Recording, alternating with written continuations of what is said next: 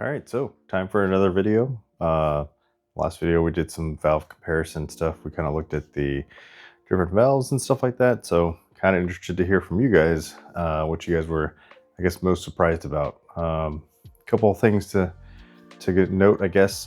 Big thing I would say is the keeper groove and the gray area KTM. Very surprised about that one, and more importantly, I was very surprised about the original 390 valve. I mean, I still don't know the composite of it. I do have a hardness tester, so I think at some point I'll do a hardness test on it. I've got a couple Rockwell files that we can use to kind of check and see what the hardness of that metal is. But I really don't know what the actual grade of the material that was used for it. So maybe one day we'll figure that out. But for now, not too worried about it because we're moving on from there. But today we're going to be working on doing some prep with the head. So we're going to go ahead, get everything set up, and then from there disassemble the head and see what we need to do to hopefully get the Glyptal coating done sometime soon if it would ever stop raining. And then on top of that, start working on getting assembly. Right, I want to get that thing assembled and start getting it put together. I may smooth out a couple things here and there as well within the head because it was ported, but you know, I'm still debating if I want to do the polishing part of the port and polish, right? So they ported it, could definitely use a little bit more work. I've done some porting and polishing in the past with older Supra intake manifolds and stuff like that, and you could definitely put in a lot of work. I do have an old intake manifold that I did from my Toyota Supra. It's a 1J, and believe it or not, incredible amount of time. It was ridiculous to do. I mean, I'm talking probably like 4 months of my life, if not more than that. It could use a cleanup now, but I do have it right over there. Maybe if you guys are interested, I could show you guys that. So that is the first one that I've ported, but I've definitely done more work since then, and I've gotten some really good port jobs in the past, including a buddy of mine, Nick. He had a 280Z with a 1J as well. Did a lot of work helping to assemble his motor. He was putting out like 725 horsepower with his, so a very fast car, especially considering how light it was. So, but let's go and get it set up, and we'll start working and chipping away at this head. Okay, now some of you may remember I already pulled this valve, pull this one so we can go ahead and look at it and test it out. Now, the valve in here, these are not OEM valves, I don't believe. They're marked with, well, no, they're OEM valves. They just have unusual markings that I'm not typically used to seeing. So it could be that these valves are shared with a different engine, and that's why we're seeing this, because I know for a fact that this engine is used in other motorcycles as well. So what we're going to do the quick and easy way, get these pulled out real fast, and then pull the rail out along with these, I guess, cam sliders, I guess. I'm not sure what to call these. I just usually call them cam fingers, but whatever. Let's go ahead and do that. So just going to use a socket, set it directly on top of there. We're going to give it a tap. Let's see if we can get it to pop out. Okay. Oop, not quite. So basically what we're doing, there it is. When you do that, it allows the keepers to pop out. Boom. So this will come out and pull this other one. And we're going to need a magnet so we can get the keeper out. There's one. Let me see. Where's the other one? Did it fall in this hole? All right. Oh, there it is. There's two. So what I'm going to do is use this thing that I printed. I did 3D print this, so I might as well use these. But I have these trays that are printed just so I can hold on to everything. So we'll go ahead and use these. Why not? It doesn't really matter what spring is which because these are all the same. So I'll just slap them on in there. Now I'll pull the valves out afterwards. We've got a couple other things we got to do as well. Let's see here. Oh, I think we, nope, did not get that one. There we go. I do have technically the right tool for this, but this is honestly the quicker and easier way to do it. And totally fine with it. Okay. And it just so happens I also have 8 gajillion more valve stem seals. Okay, throw that over there. And as you can see, these are angled. So this one's kind of angled this way, angled that way. So you're gonna wanna match that angle.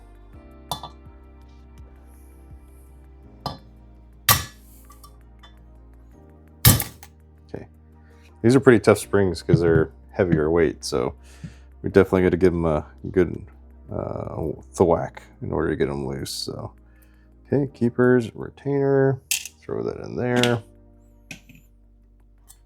All right, just like that, all the necessary springs and retainers are removed. So let's go ahead. We're going to flip this over. Just like that. And just use our finger. Pop that valve out. You can get a good look at the seat as well. I've been interested to see how that looks. Okay. Ooh, the seats look good. Yeah, these seats look great. I can tell that when he did this, when he assembled everything. Now, as a reminder, they did clean up as part of the porting service. They also cleaned the combustion chamber too. But first of all, look at this angle at the porting. Like, this porting is nice. Everything looks good. In fact, let me grab my other head. Let's look at this and compare it. Okay, so here we are. OEM version 2 Duke. This is the modified one from KTM, NMW. And first of all, combustion chamber. As you can see, the OEM combustion chamber does a really good job. I would say they probably didn't have to do too much here, because this actually looks really good as it is. This is Dicom layout fluid, by the way, so just ignore that fact. I have that on there for a reason, but again, unmodified, and then this is the modified version. Let me get these into the shot a little better. Okay, there we go. But if you look inside of here, you can see they cleaned up quite a bit down here. So this is a very smooth transition. Definitely widen, but very smooth. Inside of here, let's see if I can angle it down a little better. Okay, very clearly not nearly as wide. You know, casting's very rough, right? So the smoother it is, the less likely that you're going to have this carbon buildup that's sticking to it, kind of like what's on here, right? So overall, I'd say a much better transition. What I'm seeing right out the bat is the inside top part right here. The roof that's right here is a lot more opened up. These are the exhaust ports, by the way. Intake side, let's take a look at those. I did not touch my intake on my original head. I thought that it was big enough, so I didn't really worry about it. But because obviously we're doing a lot more work to this, I'm totally fine with it with this one. But if you look, this is NMW. Very smooth transition. Very smooth transition all the way around. Great port work all the way around. OEM, you can see some casting lines here all throughout this part. And I can tell fairly quickly that it is definitely not nearly as smooth, and the transition is not as smooth either. It also, there's a ridge here, for example. I don't feel that on here, so they smooth that ridge out. And then they definitely widen this thing quite a bit. So just wanted to show you guys that real quick. And since we have this valve here in my flashlight, let's check real quick. Oh, that's interesting. This is an all metal valve. Huh. Okay. Interesting. This one is also metal. Oh, okay. You know what? I might have messed up in my last comparison. I wonder if... Okay. Yep. No. Okay. So this is what I'm seeing. The exhaust valves are not bimetal. The intake valves. No. Hold on. I'm getting this mixed up. Yeah. Okay. Exhaust valve is a two-piece construction, and the intake valve is not. This intake valve is definitely a wait, hold on. I can see where it's friction welded. It's definitely magnetic. Yeah. So this intake valve is, even though it's friction welded, I mean, maybe it's just a different, higher carbon count metal. The stem could be a different material than what's made out of with a valve head for a purpose, for heat resistant reasons why. Interesting. That makes me want to look at something real quick. Hold on. All right, we got to know. So let's take a look. So first of all, NMWs. Okay, bimetal. And then we have, this is what was provided in the head from gray area, or not gray area, NMW. 35 grams. This is the OEM version 1. 34 grams. And then this is NMW. 37 grams. So slightly heavier, but I think that's because of the dual material, obviously different mass. So interesting to see that these are single piece, well, technically single material, but friction welded valves.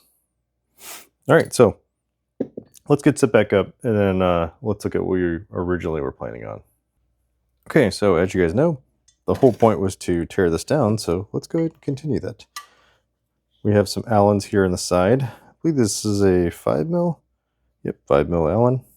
Now, here's the tricky part, is that when this is on the bike, this one right here, specifically, if I remember correctly, is very difficult. Oh no, sorry. It is the head bolt. The head bolt on this side is very difficult to remove. You have to remove this specific, I guess, locking cap out of the way. We're going to go ahead and pull that out. So, O-ringed. Don't lose that O-ring. And we have another one on this side. We'll go ahead and take care of that. O-ring didn't come out with it this time. Got some schmutz in there though. So we'll just take a little pry tool and we'll just gently remove that O-ring. Don't want to poke a hole in that. Okay. Slap that in there. And now here comes the fun part. There's a rod that goes inside of here. These two will slip out. So we'll see if it'll... Nope. They did not. We're going to use our pick this time. See if we can get a grip on it. Nope, there it is. So first one. Out. And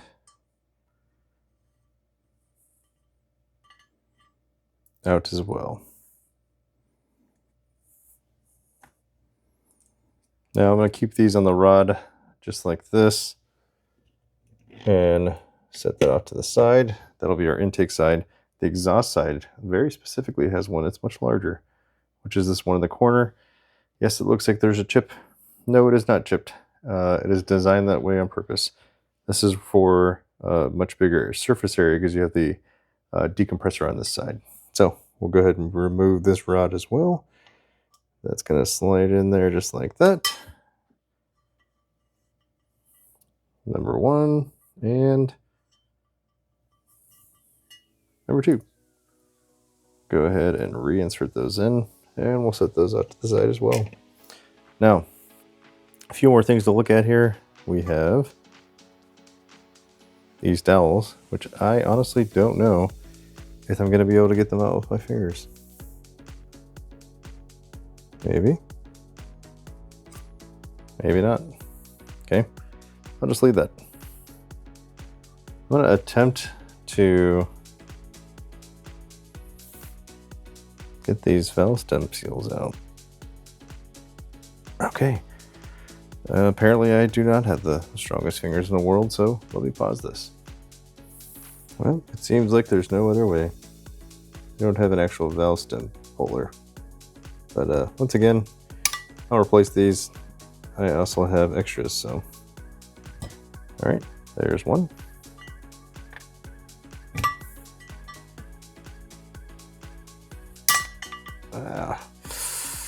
Yeah, that felt great.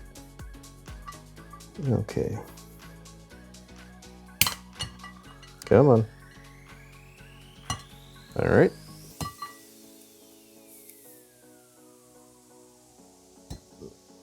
There's that one, and there's that one.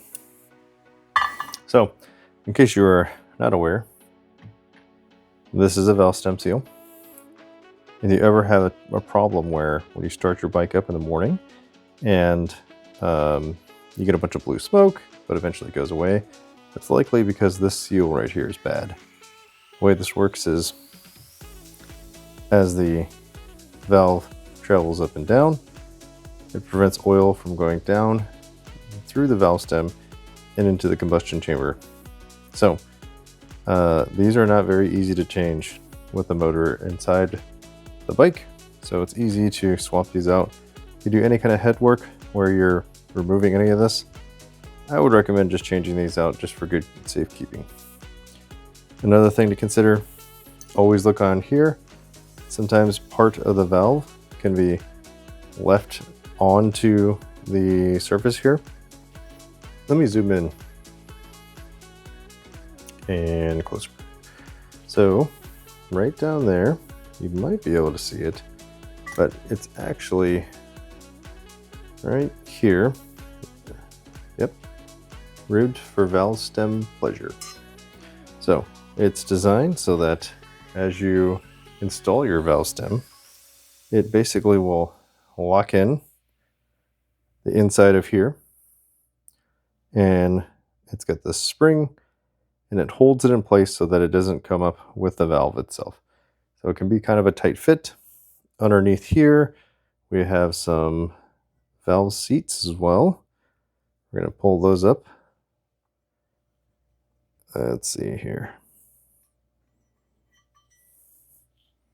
These are those things that I kept calling the the retainer last time, but we're going to go ahead and pull those up.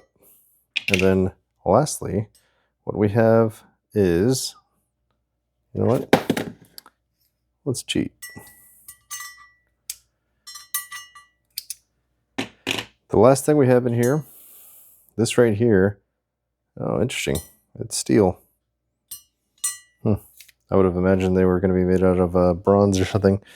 These right here are the valve guides. So those guides, they go all the way in. They're a bit of a pain. It actually requires a special tool to install them, and they don't go bad very often, so I wouldn't worry too much about it, but that's a very tight fit between the valve and these valve guides for a reason. So all of that stripped, valve train stripped. We're going to just take a quick look Is there anything else on here? I'm not seeing anything. Now, the only other concern of mine is when I do this Glyptal coating and I throw everything in the oven, are we going to have issues with the exterior paint? So I need to look that up. I think Glyptal coating, you have to bake it at 300 degrees, or that might be Cerakote. I'm going to have to look that up. I don't know off the top of my head. But for now, let's clean some stuff up. Now, as we talked about before, this is the oil inlet right here. This one is good. No issues with this one. My other one had a little bit of a blockage. I see nothing to clean up there. I do want to clean this port right here up at the bottom. As you can see, there's a bit of a weird step down. And then on the inside of this, we have a lot of casting. You can see some right here, all throughout there. Let me see if I can get a light in there and make it a little bit easier.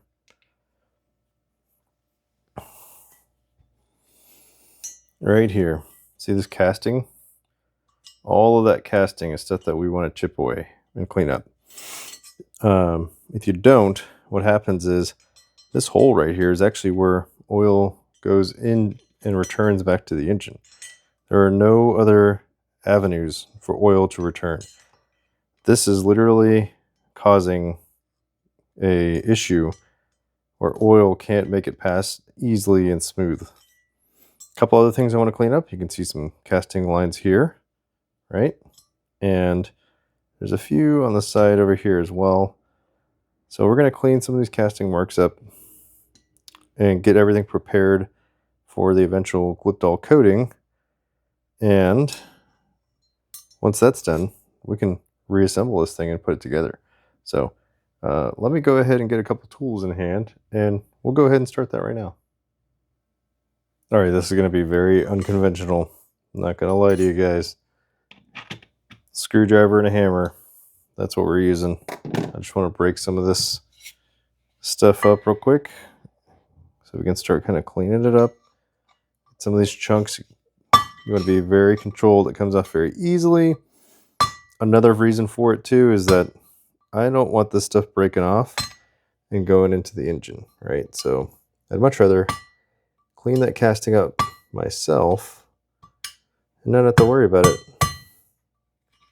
So that's why we are chipping away at it ourselves to make it easier. So let's see. Okay.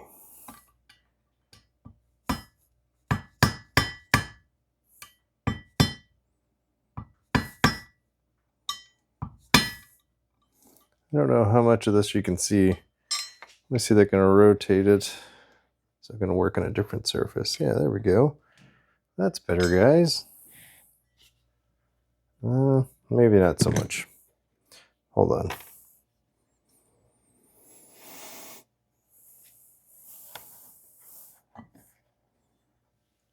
Okay. I want to make it brighter. All right.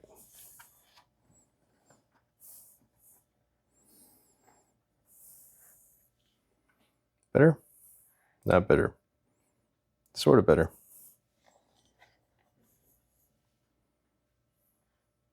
Okay, all right, that'll work. So we're basically taking our hammer on those casting lines, giving it a tap. Now we're not going straight down, we're doing it at an angle. I'm not overly concerned about if I accidentally go a little too deep, because I am going to be using that Glyptal. There's a big piece right here. I'm just going to go a bit of an angle.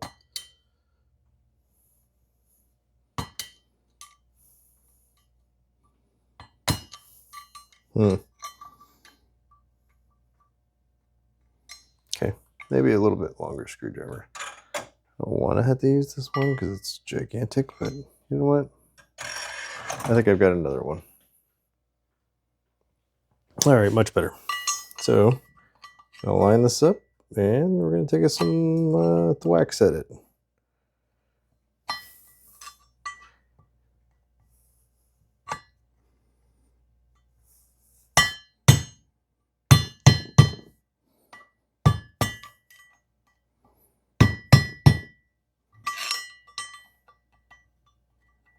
There we go. Now you do have to be careful. You're literally chipping metal away from your head.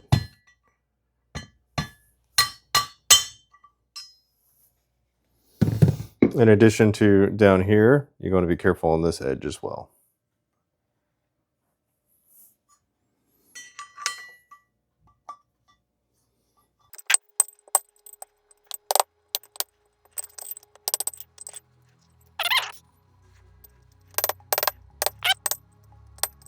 Now, as you can see, very light taps. Very light taps. Now, ideally, I want to come back in here afterwards and try to smooth it out with something.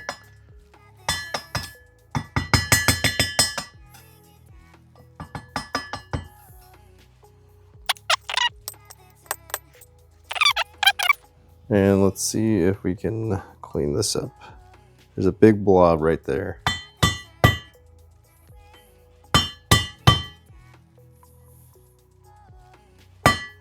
There it is. Boom. Okay, got that cleaned up nice.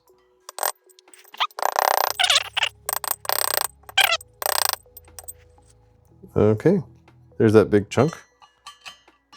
Knock that out of the way. And we're just going to clean it up over here a little more. All right, that's looking pretty good. Definitely a lot smoother. That's a good starting point. See a little bit right there in that corner that could probably use a little bit more cleanup. Just gonna turn this around. Okay, right about there.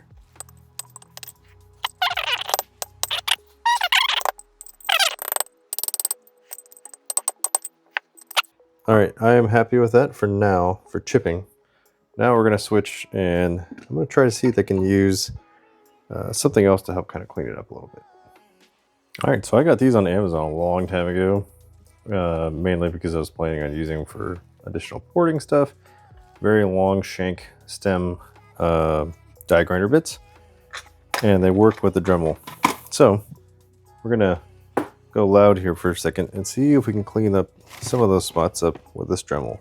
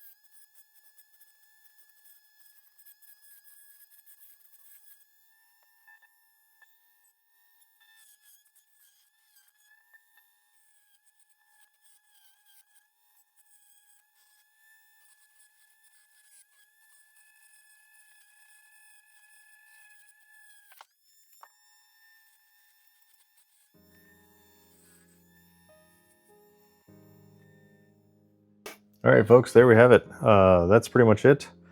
That's the block prep phase. So as you can see, I went through, cleaned some stuff. Did get away from me a little bit there a couple times, but nothing too crazy. That's bound to happen.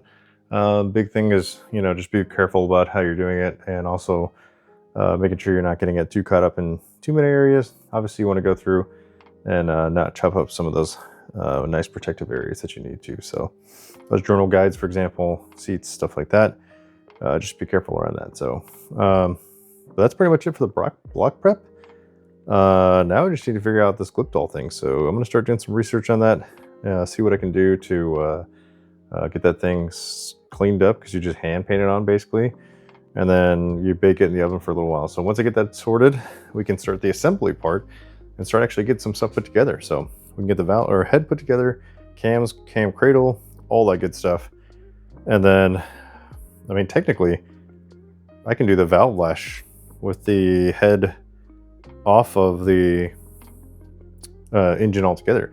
So I can just do that pretty soon. So in fact, now that I remember that, or am reminded, I need to go buy some new valve shims because I sold my kit, but now that I have one that uses OEM size, I'm gonna have to go through and actually buy some new OEM sized valve shims. So, all right, that's it for now. We'll continue working on this project, and then the next video is probably going to be me working on this Glyptal thing.